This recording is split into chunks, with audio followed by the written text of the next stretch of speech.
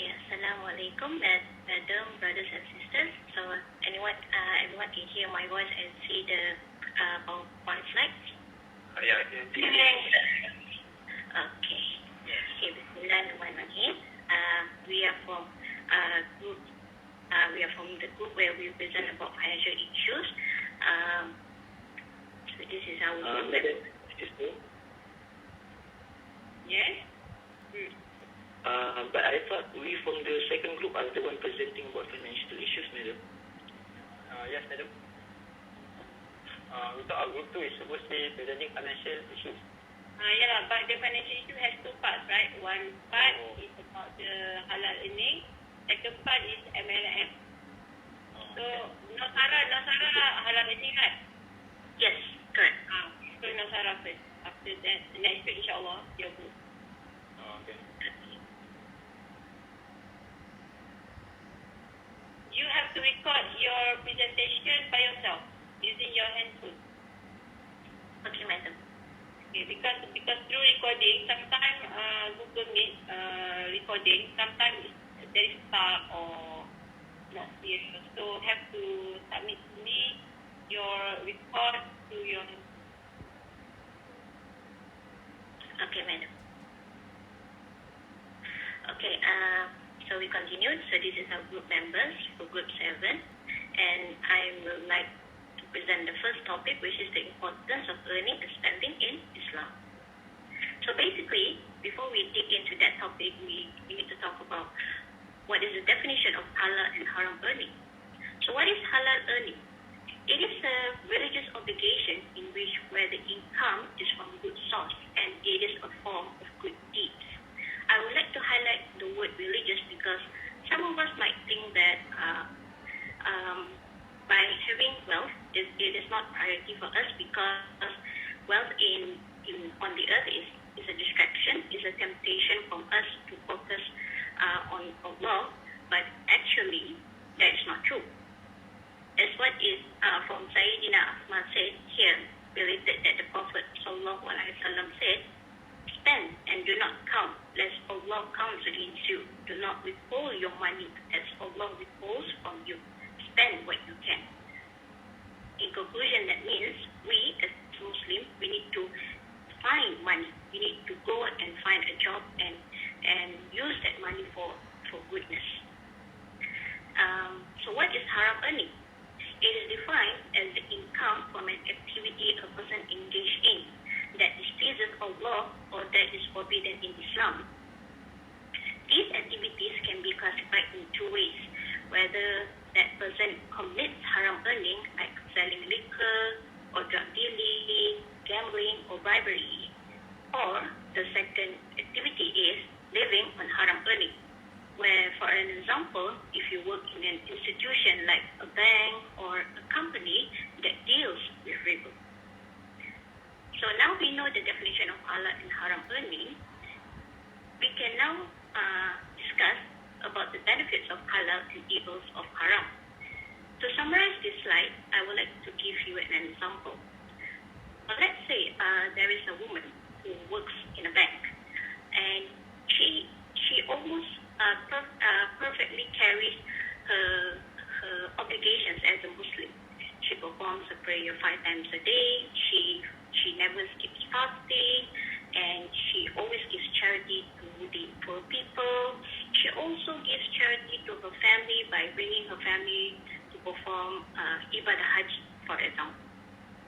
But we have to see whether this action or deeds that she did is haram or halal in terms of financial.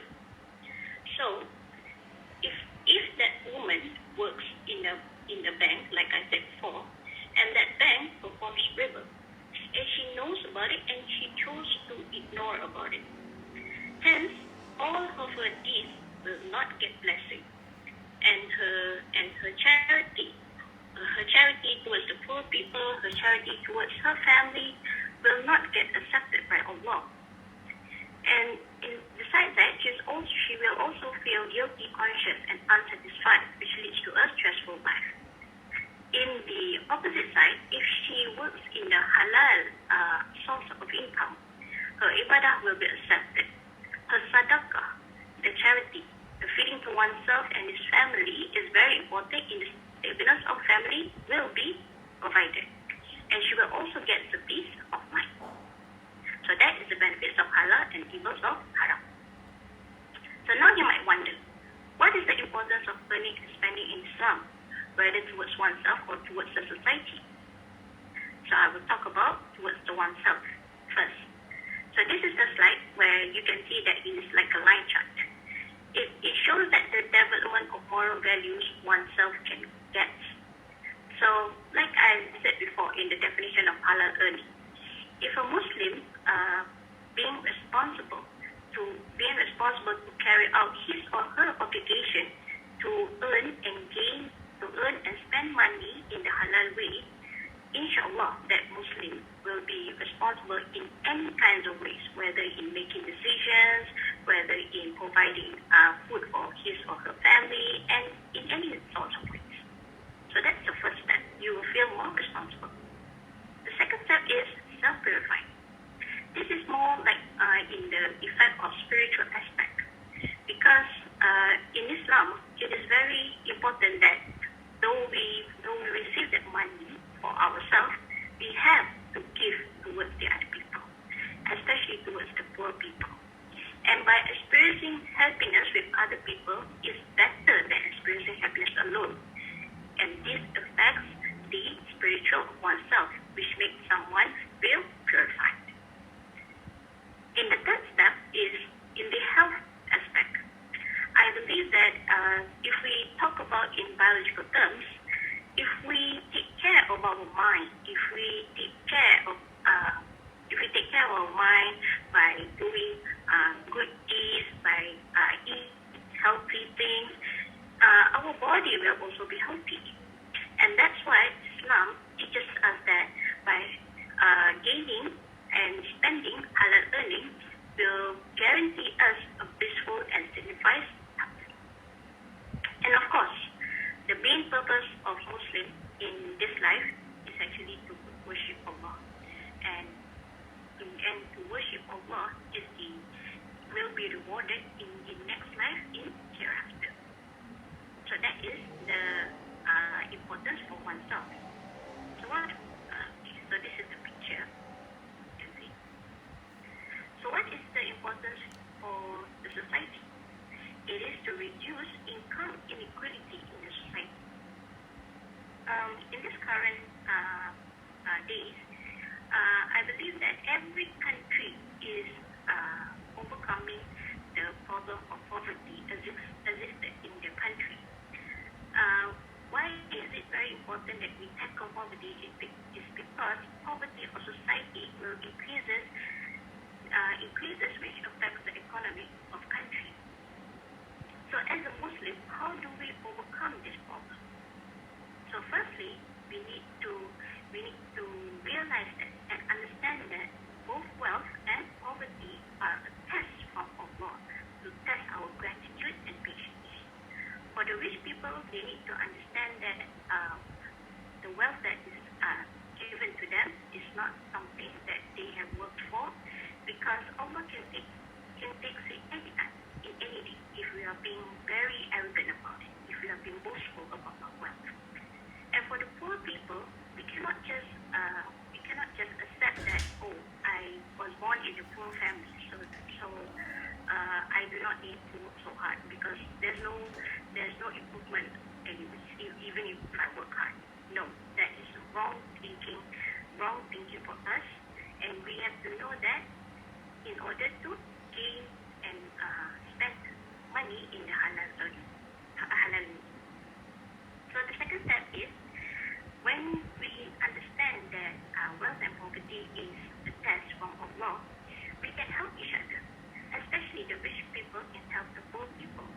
And when we work together, we will improve the poor people's life, and poverty may be diminished. And lastly, of course, the importance of halal and haram earning is actually deep-rooted in the Islamic ways. And one of the purpose the main purpose of Muslim is to actually worship Allah, which is to establish Islamic teachings. There are so many Islamic teachings that are related to financial matters, but these two teachings are the only one that I've chosen that I would like to highlight to you. So the first Islamic teaching is zakat.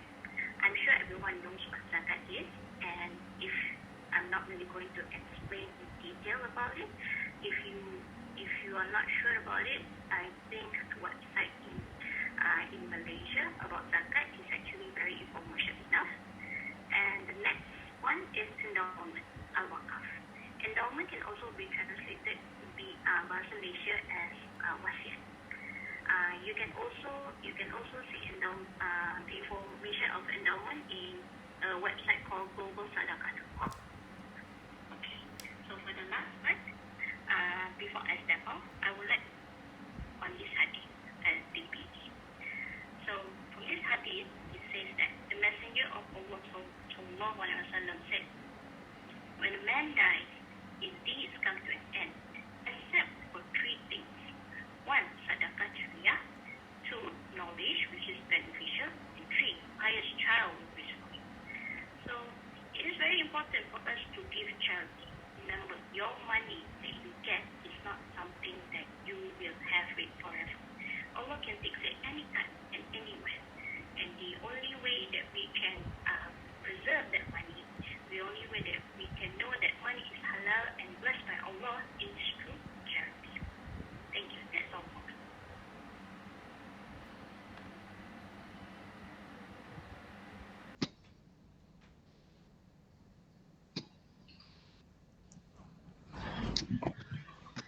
How about now?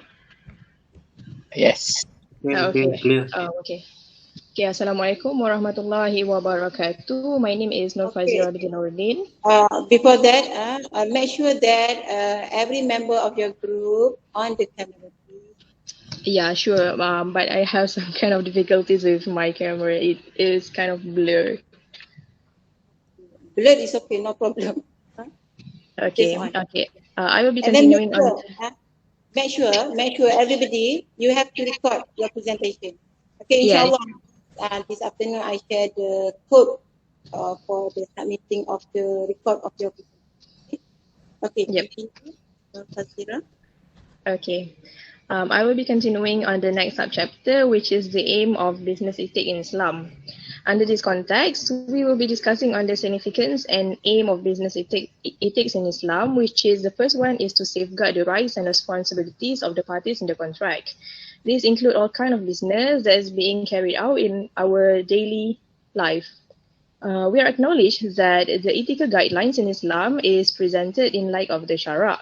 And under the legal context of Islamic jurisprudence, the acceptable and noble way of conducting business need to be in accordance with the principle of consuming the halal, which is the lawful and permissible stuff, and avoiding haram when dealing with anything subjected to business.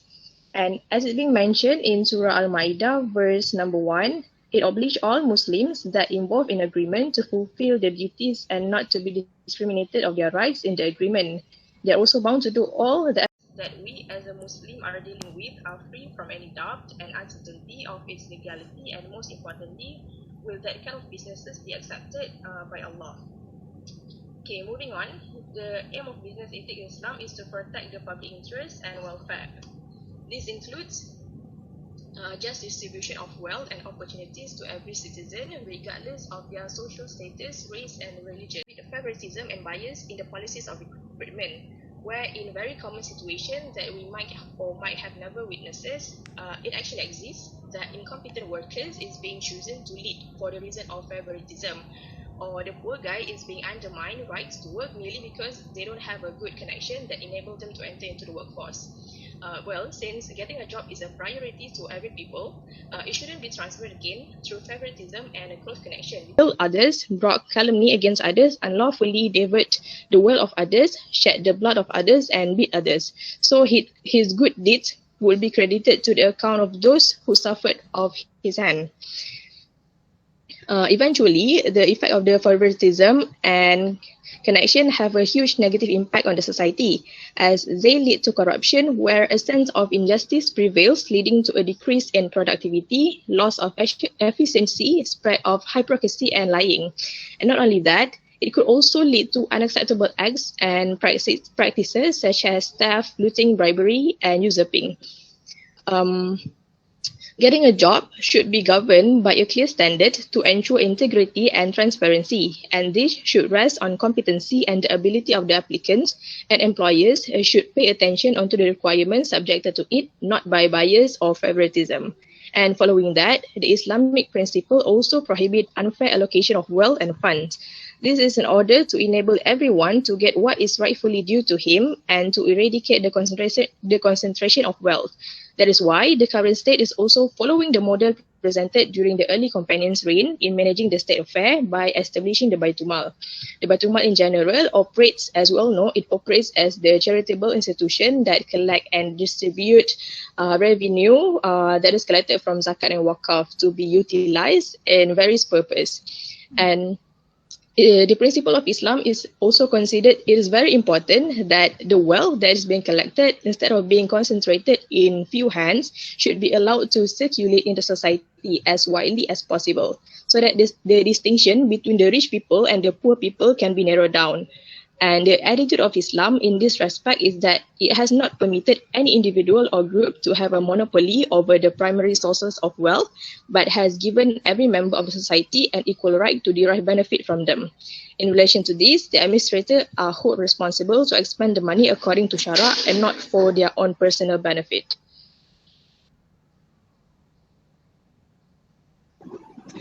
The next aim of business ethics in Islam is to protecting consumer rights. So under these points, there are four other sub-points that will be discussed. So for the first one is to avoid deception and fraud. In one hadith, the messenger of Allah once passed by a stalk of grain. He touched it and felt moisture inside the stalk. He asked the seller what it was. The magician said, "O Prophet of Allah, it was affected by rain." The Prophet said that then why you did not place the weight over the rest of the stock so people could see it for themselves. So anyone that practicing deception has no relationship with me.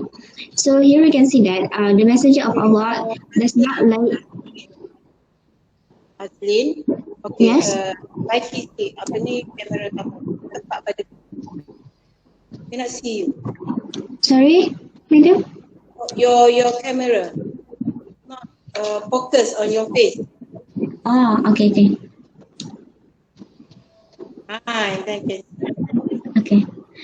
Okay. Not be too rush. Okay, so say if not reading. Okay, by using your own. Okay. So to continue, under this to avoid deception and fraud, this is also to avoid selling defective commodities without informing the buyer about defects contained in it. So a brother of his fellow Muslim, it's not lawful for a Muslim to sell such commodity that has a defect, and except that the defect is shown to the buyer itself. Next. Okay, so and other than that, it is also to avoid false and misleading advertisement. And the last one is to give accurate weight and measurement.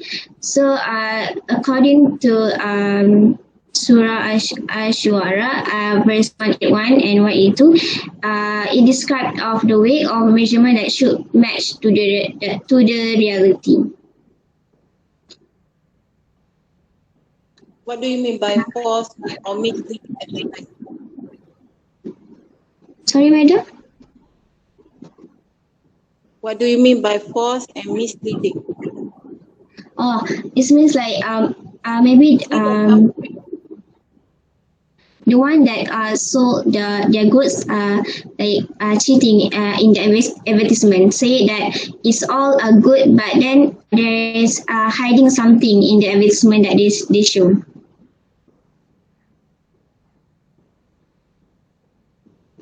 Next. Okay. So next is to Also, avoid hoarding. for example, the portion looks like big portion. Suddenly you get very small portion, especially when we buy through online today. Okay, so the things look very bad, but when it comes to you very dry, for example, so that is also considered misleading and misleading. You cheat the people, make the people buy it because they think that is the big portion, but it's not like what you put in the picture. Okay, continue. So next is to avoid hoarding essential commodities or ihtikar. Hoarding means to collect and keep large amount of food without offering it in the market in order to create artificial scarcity to increase the price dramatically. So this is usually being practiced in the periods of crisis. Hoarding is like a kind of business that exploit the consumer. So this is strictly prohibited in Islam. And also next is the prohibition of outbidding. So this is to offer more money than somebody else in order to unreasonably increase the price without being a potential buyer. Next. The last one is the practice of middlemen may be prevented to protect the right of consumer. So the dwellers of town may be prevented from selling their merchandise to the farmers of villages. Farmers only be allowed to sell their goods directly if it's necessary, and the messenger of Allah forbade the selling of these of things by a town dweller on behalf of countryside dweller, which is the farmer, and similarly the najaj was forbidden.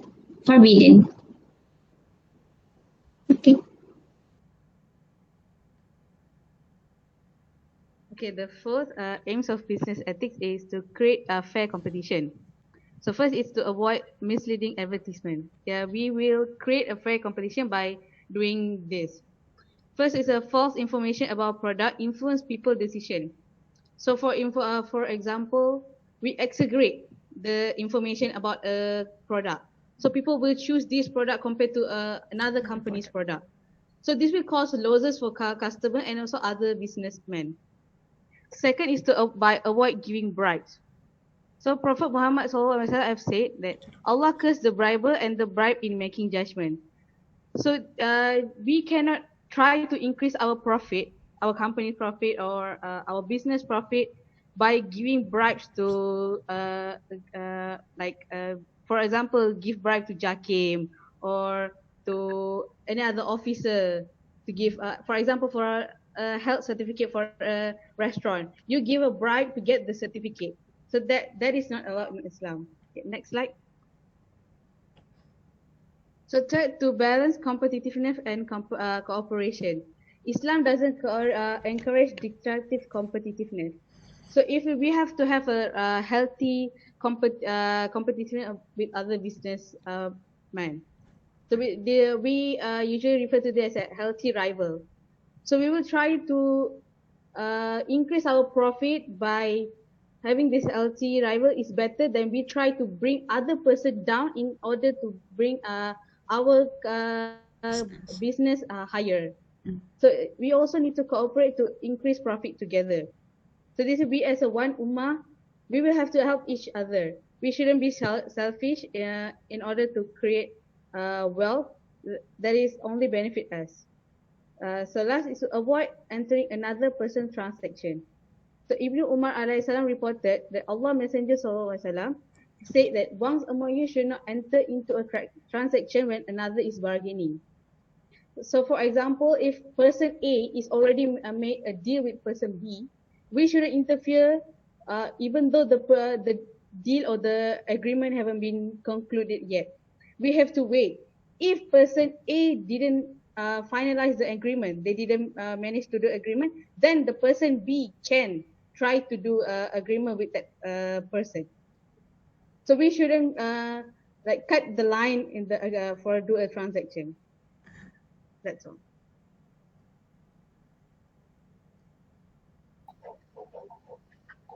Okay, I'm Mufik. Where is the slide?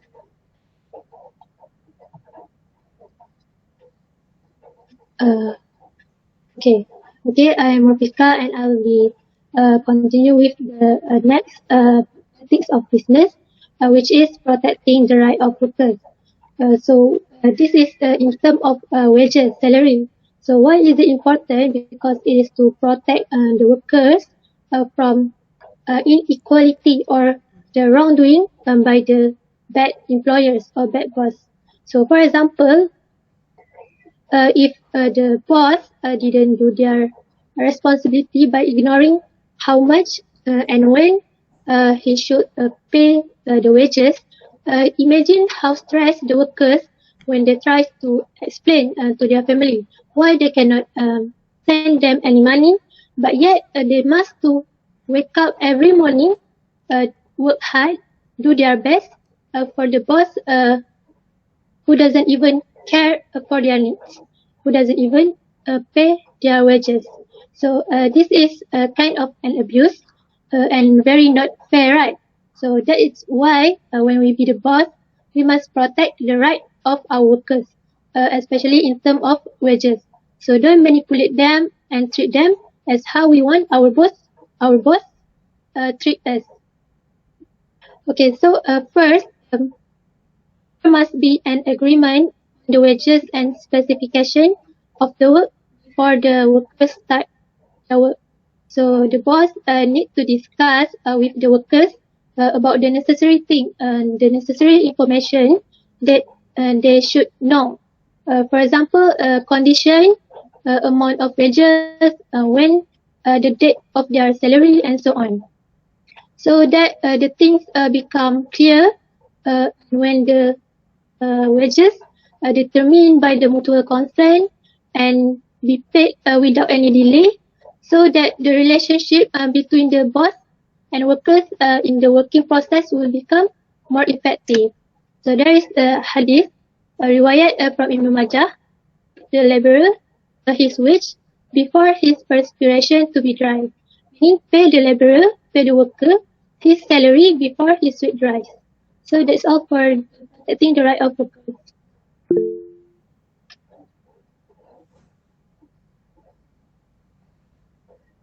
Yes. Should I answer the question uh, right now or okay? Answer. Okay. Let me see the question.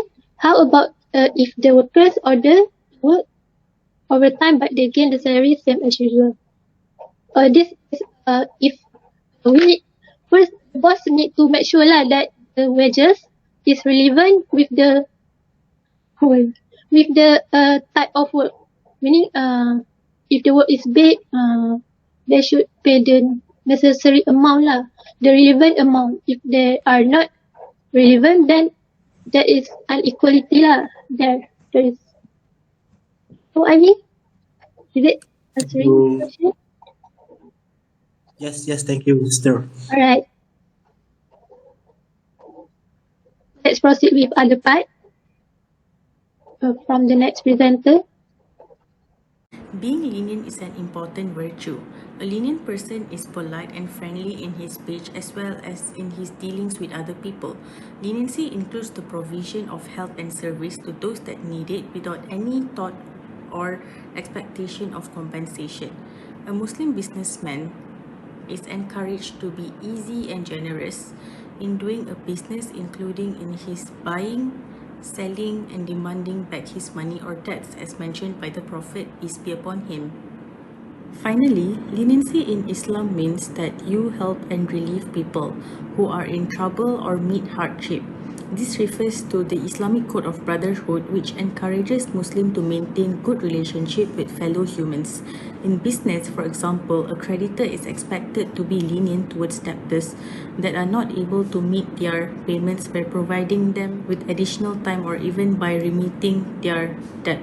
In addition, brotherhood in the workplace leads to teamwork, favorable working conditions, as well as an increase in efficiency and productivity.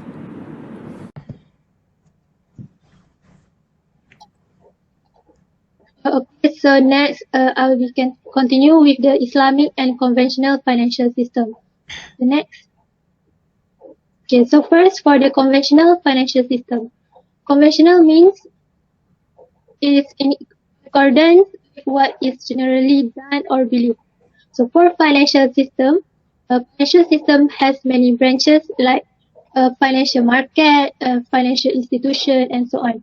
So now I'll focus more on the financial institution, which is the banking system.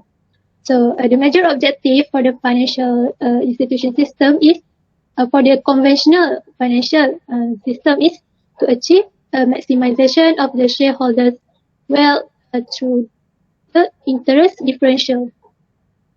So as we know, conventional banks deal mainly with riba, right? So when we deposit for conventional bank, when we deposit our money in the saving account, when people deposit the money, the bank can borrow the money and lend to the other company uh, who want to borrow the money. So when the company return back the payment, pay back the hutang, pay back with the interest charge. So apart from the interest will be returned back to the depositors, which is our account, people account. So is on interest basis. So this is some of conventional bank groups, CIMB Bank, Holion Bank, and others. You can see here. And next.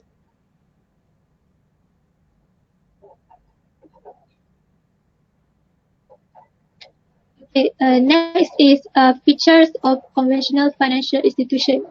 Conventional banking. First is man-made principle.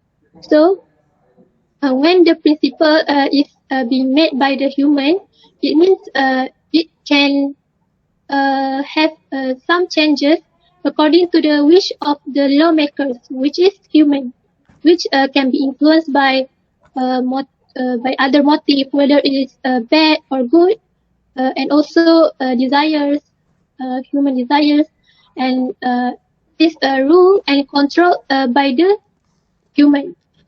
So next is no limits of profit.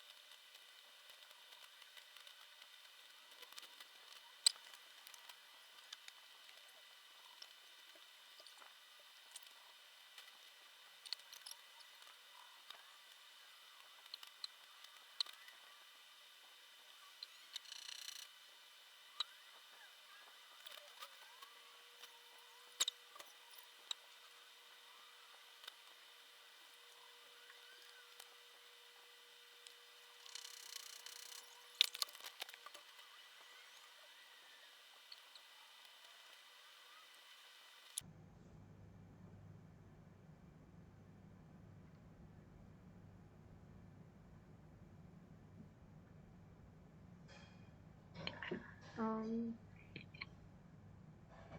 okay, so continuing from last week, I explained about law about Islamic financial system. Now I'm going to explain about challenges that Islamic financial system faced, or maybe they already solved this problem, but they are once faced by Islamic finance. First, accounting produced and standard is not well known and implemented. This is because not many. Yes.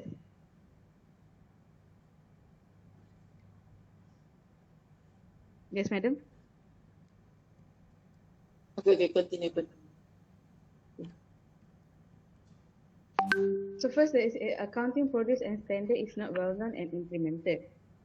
This is because there are some countries, especially non-Islamic countries, they will not actually know the real knowledge about Islamic financial system.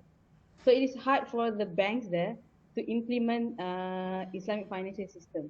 So for like in Malaysia, we we are known as Islamic country. So even for dual banking, they have the adequate knowledge for to implement Islamic financial system.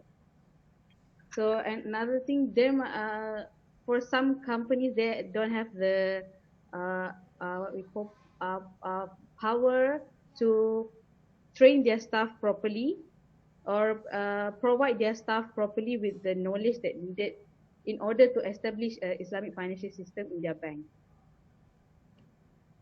So this can cause confusion in non-Islamic countries for to implement Islamic financial system in their bank. Second is a shortage of Islamic financial education. So as we can see nowadays, yeah, there is like course for degree course or master for Islamic financial system. But once a day before this years ago, uh, it's hard to find a course about Islamic financial system. So there's not many people will know about this. So the education will only provided to people who really what we call really chase for the information. But for nowadays, it's not really a problem. For example, even if there are some of us not in taking Islamic financial system course, but we are still learning about Islamic financial system through UNGS class. So third, there is a lack of religious principle applied in some countries. This is also applied to some non-Islamic countries or even Islamic countries that have a slower pace of establishing Islamic financial system. So this can be related to the shortage of Islamic financial education. There are not many people with proper education about Islamic financial system. Just because they know a few things, that doesn't mean they can actually establish a committee to supervise in the bank. So this is also can cause a problem to establish a really proper Islamic financial system. The next is a uniform legal framework system is not developed. This is when for every state they have different committee. For every bank they have different committee. For different committee there may be a different rules, different principles. So this can cause a conflict because Islamic rule is only one. But when there are many people trying to interpret it on their own and try to establish it, it will become a conflict. That maybe this bank say, okay, interest in this kind of form is okay, but another bank say, oh, interest at all is not okay. So there is also a problem. Next is rate of innovation is slower in some countries. There are some third rate countries that maybe have a lack of necessities to establish a proper Islamic financial system in the bank. And maybe they don't have the power to properly do it. For example, in non-Islamic countries, they will of course prioritize the conventional system because that is what they are in a financial system that they are used to. So for Islamic financial system to establish that, it is a new thing and it's not easy. So sometimes there are committee who lack necessities uh, to increase the rate of innovation for Islamic financial system. And lastly, there is no single organized financial system to overlook all systems involving in Islamic financial. This can be related with the uniform legal problem, but this is more to a country. So for example, this country, they have a different pace, so different rule, different principle. Another country, different pace, different rules, different principle. So for people who are, for example, from living here and then you move to live another country, there will be a conflict for the principle and rules that apply in that financial system. So this can actually also cause a conflict in a dual banking because there might be a mixture of Islamic financial system and conventional financial system rules. Okay, next slide. So now this is a key to develop Islamic financial system. First, to ensure the Islamic financial system are well capitalized and resilient. So this is to to increase the amount of Islamic banks in each country. So maybe in Malaysia it's not really a problem because there are many Islamic banks, but in other countries, for example, my parents went overseas and they cannot find a Islamic bank easily. They have to really try hard to find an Islamic bank. So each country, they need to issue more banking license, Islamic banking license, and make it easier for people to establish a Islamic banking there. So next, to avoid mixture of Islamic and conventional financing system for dual banking banks. So this is, they need to have a firewall or maybe a committee that is strictly supervise everything. So they need to make sure there is no mixture of this both banking. So if Islamic, then Islamic rules. If conventional, then conventional rules. In order to establish a proper Islamic financial system, they cannot just combine both just for to ensure that Islamic financial system get promoted. No, they should make sure that Islamic financial system get promoted on its own. So maybe they will have to supervise the check deposit, the account deposit, how the money is distributed, how the money is received, how his money is given back to the customer. So that it can develop Islamic financial system. Third, to establish suitable and comprehensive legal infrastructure. So this is also can be related to the second key. This is to make sure that every bank have its Sharia committee that follow the same principle and law. So this can make sure that Islamic financial system will be developed in a good pace, and everyone will have a proper understanding of the rules. Okay, next is develop a complete and appropriate Sharia framework for every bank. So this can be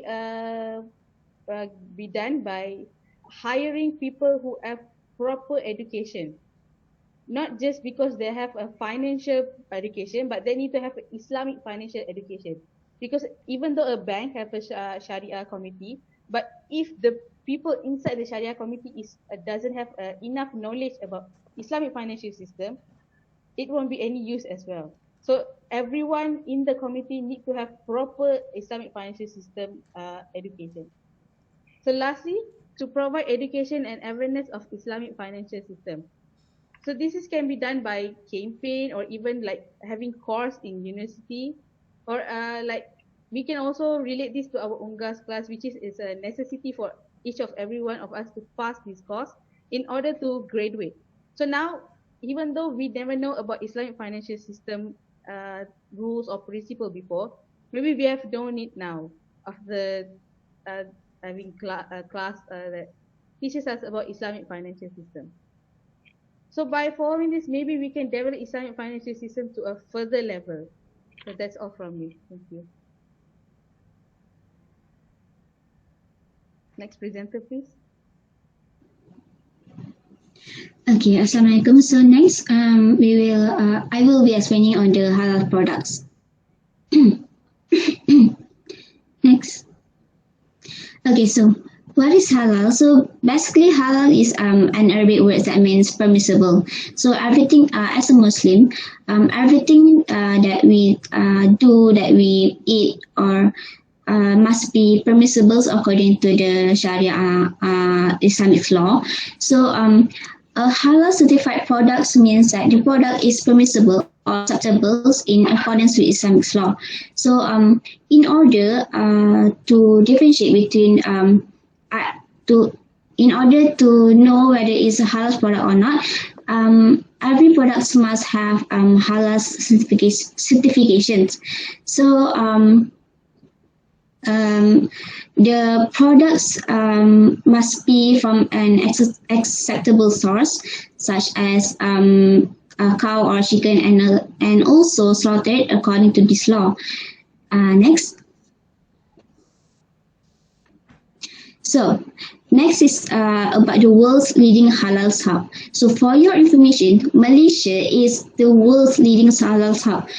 It starts in 1974. where the Research Center for the Islamic Affairs division in the Prime Minister Office started to issue halal certifications. This is followed by in 2000s, where Malaysia become the first country that have a documented and systematic halal assurance systems. And in 2005,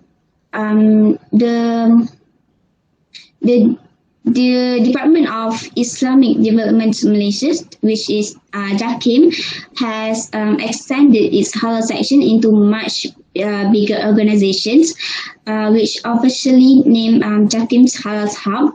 So JAKIM's was the first halal certifications body responsible for monitoring the halal industries. So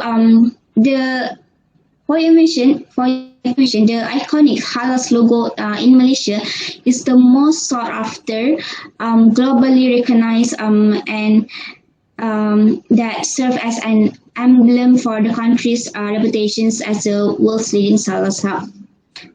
Next. So, like I said earlier, the agency that responsible to manage the halal certificate is JAKIM. So JAKIM, usually JAKIM is the one that will issue the halal certification logo and approve product which strictly fulfill the halal requirement in accordance with the Sharia law. So the general requirement will be explained after this. So apart from JAKIM, the state's Islamic Religious Department, or JAIN, or the State Islamic Religious Councils, which is Majlis Agama Islam Negeri, are also accepted for certifications. So next. Okay, so this is the general requirement for halal certificate. So I will just explain this requirement in brief. So the first one is the requirement of raw materials, ingredients, and the processing aid. So the raw materials, before they have been processed, must have halal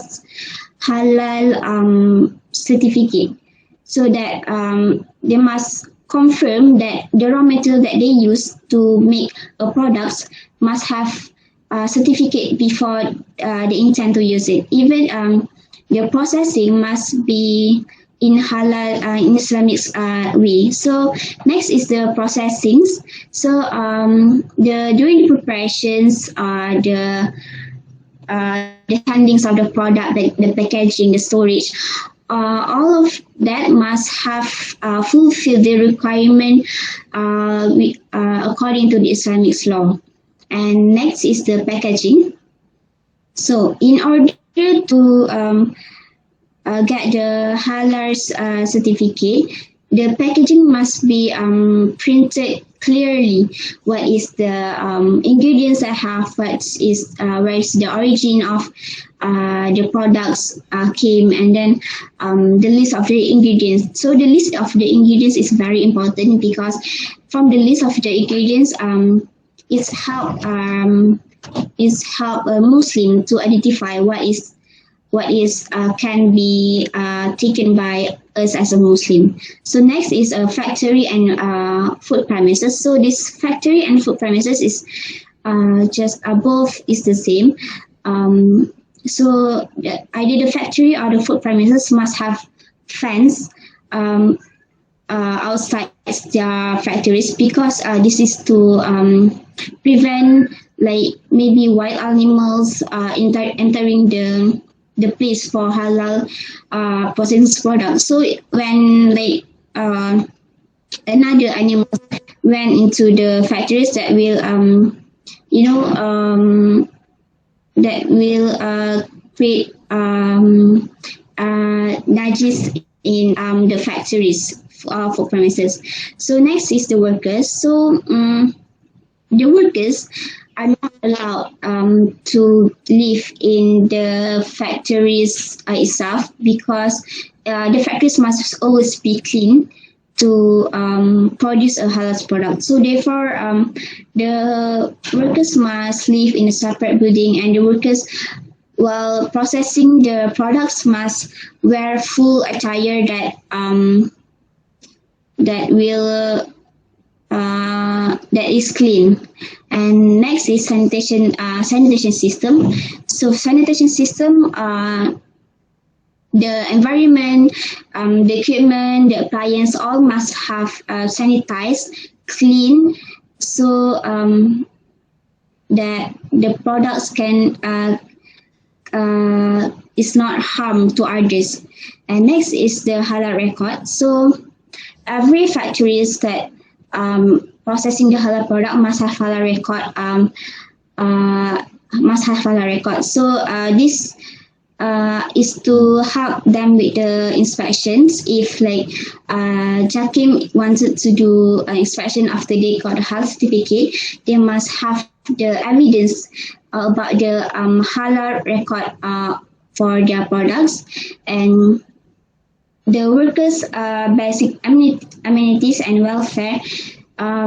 So even it's not to get the halal certificate, it's not only about products but also about the workers.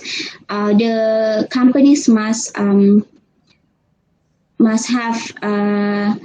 the suitable paying areas, permission to perform daily solats, and all of that according to Islam.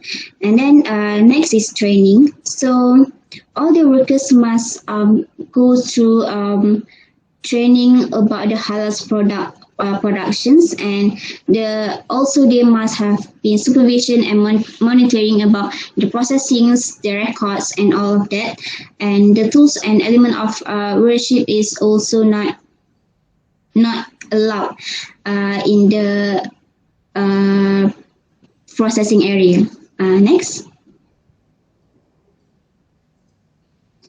Okay, so why do we need halal certificate? So halal certificate is to inform Muslim, especially that the products are prepared by halal method.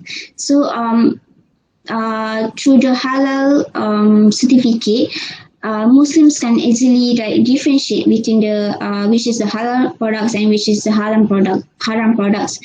So the halal labeling is also to protect the rights of consumers, because we as a Muslim must only take the halal certificate. So it's halal products. So the halal certificate is help us to choose the product wisely. And the purpose of this certification is to aid the buyer in purchasing the right products. Next. Okay, so this is the significance of halal consumptions. So they are divided into two, which is the religious and scientific aspects. So according to the halal status is generated from the instruction set out in the Quran and Hadith. So therefore, halal is considered a religious obligation. So for Muslim, halal is what is approved both in dietary intake and also in action. So under the religious aspects, if we take halal products, it will protect our religions, protect ourselves, and protect the mind, so that we are not, following all the haram things, and also to protect our wealth and property. So as a Muslim, halal is a mandatory, and Muslim also have Islamic society rules according to the so that we must take only the halal things in our life.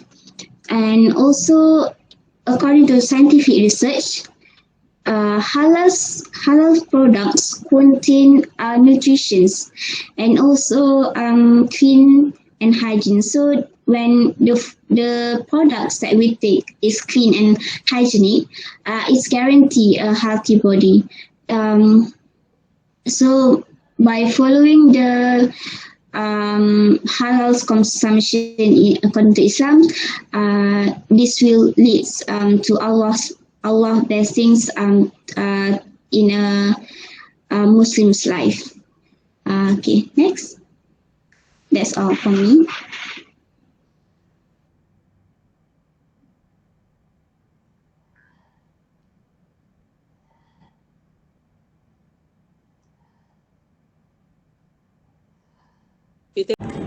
Assalamualaikum warahmatullahi wabarakatuh. I'm Nur Fajrina binti Anwar Hussein, and today I'll be presenting on the haram products. What is haram? Haram is an Arabic term meaning forbidden. Texts that are haram are prohibited in the religious texts of the Quran and the Sunnah. Haram is related to food and consumer products that are unclean and dirty. Allah subhanahu wa ta'ala has mentioned it in Surah Al-Baqarah, verse 168. O people, eat from land what is permitted and good, and do not follow in the footsteps of the devil, for he is an open enemy to you. Alright, so next I would like to talk on what is prohibited in Islam. Muslims are prohibited from consuming flowing blood. Meats that are considered haram, such as pork, dog, cat, monkey, or any other haram animals, can only be considered lawful in emergencies when a person is facing starvation and his life has to be saved through the consumption of this meat. However, these meat are not considered a necessity or permissible if his society possesses excess food. Next, all carnivores with fangs such as lions, tigers, wolves, dogs, and cats are haram. All birds with talons such as hawks, falcons, eagles are also prohibited, as well as animals which are commanded to kill such as mice, scorpions, snakes. In fact, all reptiles, amphibians, and rodents are haram too. Any animal that has died before being slaughtered in the Islamic manner or has not been properly slaughtered is considered haram as well. Last but not least, animals that are slaughtered in the name of anyone but Allah subhanahu wa ta'ala are prohibited too. Next, intoxicant or khamr are also forbidden in Islam. The Prophet, peace be upon him, forbade the trading, export, import, gifting of intoxicants even with non-Muslims. It is not permissible for a Muslim to work in or earn a place that sells intoxicants. This is not just alcohol but intoxicants such as tobacco. A Muslim is not even allowed to sit at a table where alcohol is being served. Lastly, heroin, cocaine, marijuana, and any other substances which cause intoxication are also completely forbidden in Islam. Prophet, peace be upon him, is reported to have said that a person who consumes an intoxicant, their worship is not accepted for 40 days. Next, food has a great impact on a person's life, whether it is halal or haram. The question is how the consumption of haram food affect our emotional and spiritual growth. Firstly, when accustomed to the unlawful, human behavior will be bad, his feelings will die, and his prayers will be difficult to be granted. It is undeniable that food has a huge influence on human physical growth and health. Secondly, if someone consumes haram food, then his heart will become dark so that he is unable to see world affairs, religion, and the hereafter properly. Next is difficulty of accepting Allah's knowledge. Indeed that knowledge is light, whereas light will not be given to immoralists. Last but not least, mindless consumption can lead to internal harm, and when one consumes haram, our connection with Allah subhanahu wa ta'ala is severed. We are no longer able to see Him for what He truly is, and our state of remembrance is hampered. Consuming haram eliminates our inhibitions and shifts our focus away from the remembrance and obedience of Allah subhanahu wa ta'ala, which is the very purpose of our existence.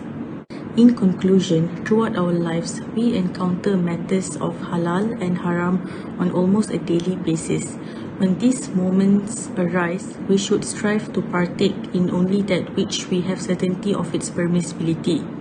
We should leave that which we know is wrong and that which we have doubt in. We should refrain from until such a time that we are able to ascertain its religious judgment.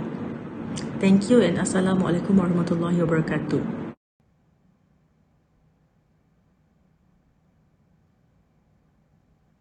Okay, for the group, if they already finished the presentation, can you see to the question that your friend posted there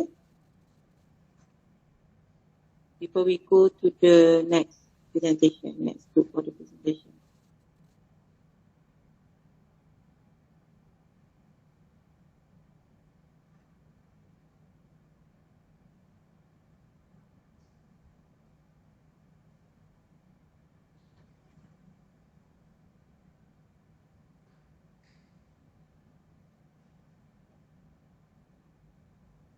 Please answer it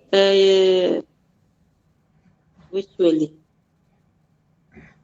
Read the question and then answer it. Here, Azlin, Nazira.